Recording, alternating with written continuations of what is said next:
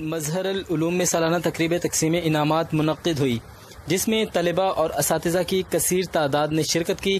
تقریب کے مہمان خصوصی ریٹائرڈ تحصیلدار محمد سرور اور چیئرمین پریس کلب اور صدر انجمن تاجران فوٹاباس محمد سلیم زاہد تھے۔ اس موقع پر چولستان نیوز کے نعمان سعید نے پوزیشن ہولڈر بچوں میں انعامات اور ٹرافیز تقسیم کی۔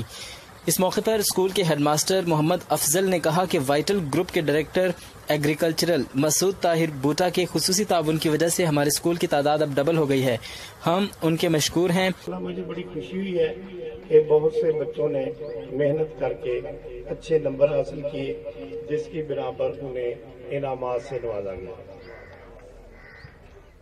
ہمارے یہ چھوٹے نونہال جو ہیں، ان کی محنت سے انشاءاللہ پاکستان ایک دن ترقی یافتہ ملکوں کے ساتھ میں شامل ہو جائے گا، اور اللہ کی مہربانی سے پاکستان جو ہے وہ روز روشن کی طرح دنیا میں چمکتا دمکتا نظر آئے گا۔ بچوں کی حوصلہ افزائی کر کے عزت افزائی فرمائی، ہم ان کا دل کی اتھاہ گہرائیوں سے پھر شکریہ ادا کرتے ہیں۔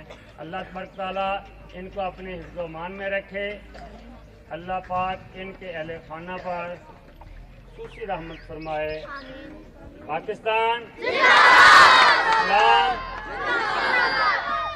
انجمن تاجران محمد سلیم زاہد نے کہا کہ وائٹل گروپ ہمارے علاقے کی شان اور آن ہے، ان کا اپنے علاقے کی تعلیمی ترقی میں اہم کردار ادا کرنا تعلیم دوست ہونے کا ثبوت ہے۔ مسعود طاہر نے اسکول کو واش روم اور ایک واٹر ٹینکی بنا کر دینے کا بھی وعدہ کیا۔